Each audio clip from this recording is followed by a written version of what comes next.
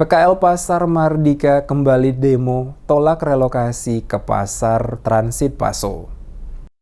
Ratusan pedagang kaki lima Pasar Mardika bersama Organisasi Kepemudaan atau OKP yang tergabung dalam Ikatan Mahasiswa Muhammadiyah atau IMM Cabang Ambon, Senin 7 Juni 2021 kembali menggelar aksi unjuk rasa di Balai Kota Ambon. Pengunjuk rasa menolak untuk direlokasi ke Pasar Transit Paso sehubungan akan dibangunnya Pasar Mardika oleh pemerintah pusat. Dalam orasinya, pengunjuk rasa bersikeras menolak untuk direlokasi ke Pasar Transit Paso dan meminta Pemkot Ambon menyediakan tempat yang representatif untuk mereka berjualan. Mereka mengatakan jika harus berjualan di Pasar Transit Paso, mereka akan mengalami kerugian karena sepi dan jauh dari jangkauan pembeli. Menurut pedagang, mereka tetap mendukung kebijakan pemerintah untuk membangun Pasar Mardika yang lebih modern, tetapi dengan syarat mereka harus ditempatkan pada lokasi yang mudah dijangkau masyarakat. Dalam aksi demo tersebut, sempat terjadi keributan antar pendemo dengan Satuan Polisi Pamong Praja Pemkot Ambon, bahkan pendemo sempat melempar Pol PP dengan sayuran dan tomat yang dibawa dari pasar. Setelah menggelar orasi cukup lama, akhirnya Wali Kota Ambon Rizat Lohenapesi bersedia menerima perwakilan pendemo untuk bertemu di ruang kerja Wali Kota. Dalam pertemuan dengan perwakilan pendemo, Wali Kota Ambon Rizat Lohenapesi mengatakan rencana revitalisasi Pasar Mardika Ambon sudah diprogramkan 7 tahun silam. Menurutnya, Pasar Mardika Ambon masuk dalam program revitalisasi prioritas dari 5 pengusulan pembangunan pasar di seluruh Indonesia dari sebelumnya diusulkan sebanyak 15 pasar. Ia mengatakan Kementerian Perdagangan dan Kementerian PUPR mengucurkan anggaran revitalisasi Pasar Mardika sebesar kurang lebih 200 miliar rupiah. Tetapi karena pandemi COVID-19,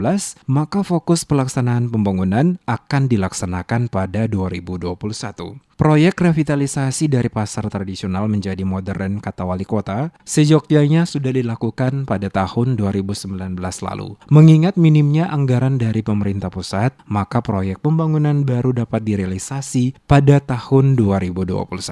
Progres pembangunan pasar ini akan dilakukan dalam 2 tahap pembangunan.